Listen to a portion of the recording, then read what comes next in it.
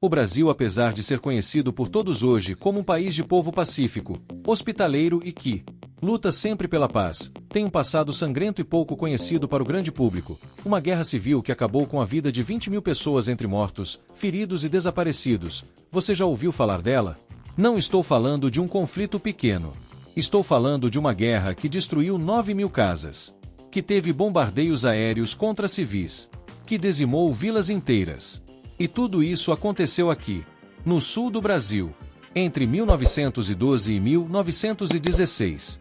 Mas por que o governo brasileiro decidiu que você nunca deveria saber disso?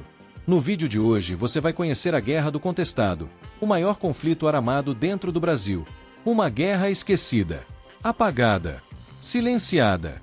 Fica até o final, porque quando você descobrir o que estava realmente em jogo nessa guerra, e o porquê ela foi escondida de você. Estamos no início do século XX. Entre o Paraná e Santa Catarina existe uma faixa de terra que ninguém sabe de quem é. É o Contestado, uma região rica em erva-mate e madeira. E os dois estados brigam na justiça por ela desde 1900. Nessa terra vivem milhares de famílias de poceiros, pequenos agricultores, criadores, extratores de madeira, gente simples que está ali há gerações, trabalhando a terra. Mas em 1908, tudo muda. Chega uma empresa americana chamada Brazil Railway Company, do empresário Percival Farquhar. Ela vai construir a estrada de ferro São Paulo-Rio Grande, uma ferrovia gigantesca cortando o sul do Brasil. E o governo brasileiro adora a ideia. Progresso, modernidade, desenvolvimento. Mas há um detalhe. O governo concede à empresa 15 quilômetros de cada lado da ferrovia. No total, quase 7 mil quilômetros quadrados de terra. E sabe o que o governo fez? Declarou aquelas terras como devolutas. Ou seja, como se ninguém vivesse ali. Só que viviam milhares de famílias. E todas foram expulsas. Sem aviso. Sem indenização. Sem nada. Casas derrubadas. Plantações destruídas. Famílias inteiras jogadas na miséria. Para onde iam essas pessoas? Para lugar nenhum. E é aí que tudo começa. No meio desse caos, surge uma figura. José Maria de Santo Agostinho. Um curandeiro.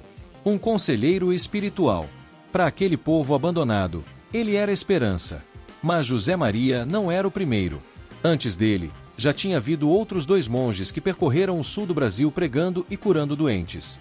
João Maria de Agostini, lá em 1844. E Atanás Marcaf, que desapareceu em 1908.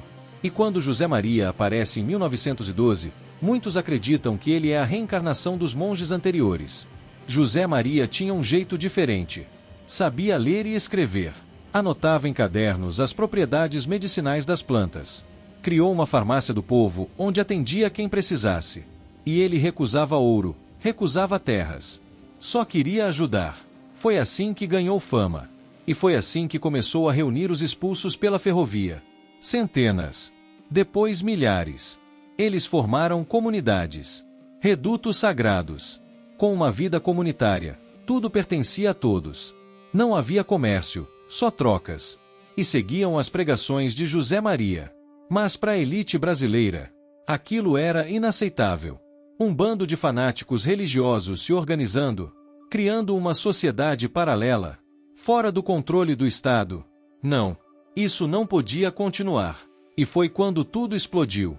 Em outubro de 1912, José Maria está com cerca de 300 seguidores na localidade de Taquaruçu, em Santa Catarina. Um coronel local, Francisco de Albuquerque, fica com medo de perder poder político. E manda um telegrama pro governo dizendo que rebeldes proclamaram a monarquia em Taquaruçu. O governo federal, comandado pelo Marechal Hermes da Fonseca, entra em alerta. E manda tropas. José Maria, percebendo o perigo, foge com seus seguidores para Irane, uma região que pertencia ao Paraná, mas que Santa Catarina disputava. E é ali que começa a Guerra do Contestado. Em 22 de outubro de 1912. Batalha do Irane. A polícia do Paraná ataca. É um massacre. Morrem 11 sertanejos. E entre eles, José Maria. Mas do lado dos soldados, também morrem 10. Incluindo o coronel João Gualberto, comandante da operação. E sabe o que acontece? A revolta não acabaria ali, na verdade, ela explode. Porque os sertanejos acreditam que José Maria vai ressuscitar e que vai voltar com o exército encantado de São Sebastião para ajudá-los a derrubar a República, que eles chamam de Lei do Diabo. E em 1913, uma menina de 11 anos chamada Teodora começa a ter visões. Ela diz que José Maria está falando com ela e que ele mandou todos se reunirem. E é assim que começam a surgir os grandes redutos dos sertanejos: Taquaruçu, Caraguatá, Santo Antônio, Bom Sossego e o maior de todos, Santa Maria, com mais de 20 mil pessoas. A guerra estava só começando. De 1913 a 1916, a Guerra do Contestado se torna uma carnificina. Em fevereiro de 1914, o governo envia 700 soldados com artilharia e metralhadoras para atacar Taquaruçu. Queimam tudo. Mas os sertanejos fogem para Caraguatá. E quando as tropas atacam Caraguatá em março de 1914, acontece o impensável. Os sertanejos o vencem usando guerrilha, conhecendo o terreno, e as tropas do governo fogem em pânico. Essa vitória ecoa por toda a região. Mais gente se junta aos revoltosos. Eles passam a atacar fazendas de coronéis, invadem cidades, queimam cartórios, onde estavam os registros das terras roubadas, e destroem a serraria da Lumber Company, a madeireira que estava explorando as terras.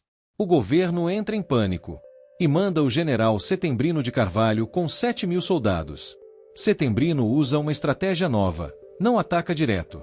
Ele cerca os redutos, impede comida de entrar e espera. E pela primeira vez na história do Brasil, o exército usa aviões. O capitão Ricardo Kirk, primeiro aviador militar do Brasil, morre num acidente durante essas operações. Os sertanejos começam a morrer de fome. Mulheres e crianças se rendem. Mas muitos continuam lutando.